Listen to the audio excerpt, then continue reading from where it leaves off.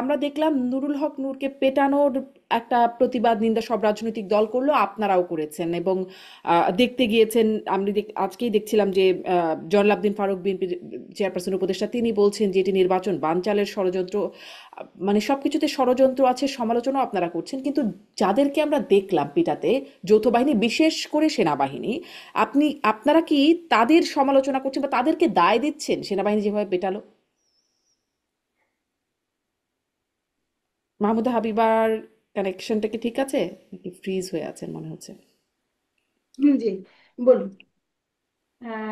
মানে সেনাবাহিনীর ভূমিকা নিয়ে কোনো কথা বলা হয়নি, এটাই আপনার প্রশ্ন? জি। আপু, আচ্ছা, না, আসলে যেটা হয়েছে সেটা হচ্ছে যে ওভারঅল এই হামলাটা হচ্ছে খুব অপ্রত্যাশিত এবং রাজনৈতিক মহলের জন্য। শুনতে পাচ্ছেন শারমিন আমাকে? শোনা যাচ্ছে? শুনছি, ক্লিয়ার আপনি বল। বলুন, আমি চেষ্টা করছি শুনতে। নিশ্চয়ই একটু একটু কানেকশন বেটার হচ্ছে। জি, বলুন আপা।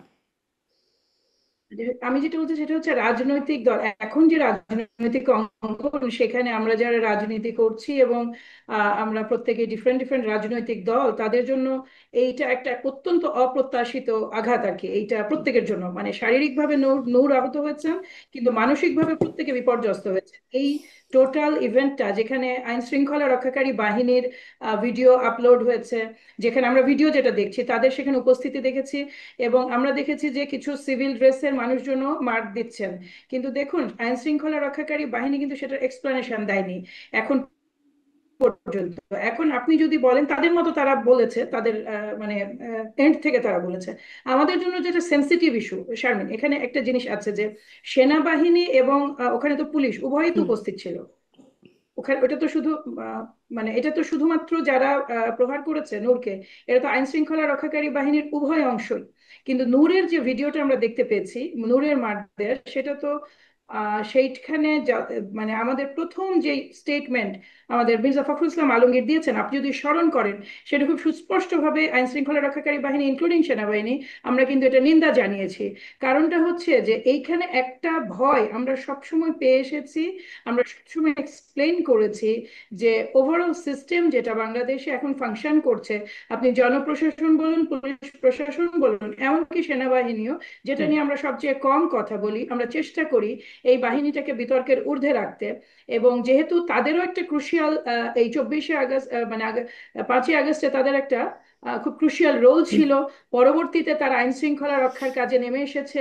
সব মিলিয়ে সেনাবাহিনীকে অনেক বেশি বিতর্কিত করার আগ্রহ কারোরই নাই, কিন্তু আমরা প্রত্যেকেই জানি যে এই প্রতিটা অংশে বা প্রতিটা পার্টে এখানে যেটা আছে সেটা হচ্ছে, শারমিন, এক ধরনের বিগত সরকারের একটা সেট আপ হুম। কিন্তু আছে। আপনি যতই বলুন না কেন, অনেকজন জেনারেলকে আমরা দেখেছি যে রিটায়ারমেন্টে পাঠানো হয়েছে কিংবা স্থান পরিবর্তন করা হয়েছে, কিন্তু ইন রিয়েল হুম। আমরা তো বহু কিছু জানি। ওই সরকার যে যেই কতগুলো, মানে যেই টুলগুলোর ওপরে দাঁড়িয়েছিল, বাহিনীও কি তাদের একটা মানে বড় পার্ট নয়?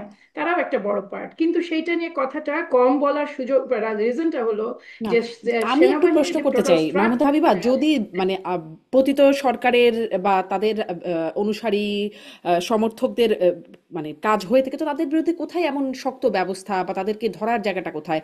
আইন শৃঙ্খলা বাহিনী, আমরা যেমন যৌথ বাহিনী, আমি বলবো সেনাবাহিনীর একটা সাফাই মতো দেখেছি আমরা আইএসপিআর এর একটা বিবৃতিতে।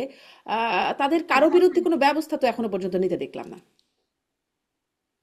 এখন সেনাবাহিনীর ক্ষেত্রে জানেন, এটা হচ্ছে কিন্তু একটা ক্লোজ চ্যাপ্টার। হুম। আপনাকে একটা জিনিস বুঝতে, মানে এক যেমন পুলিশ যখন ব্যবস্থা নেবেন তার সদস্যের বিরুদ্ধে, এটা কিন্তু একটা ওপেন ডিসকাশন এবং এটা কিন্তু প্রকাশ্যে আসে।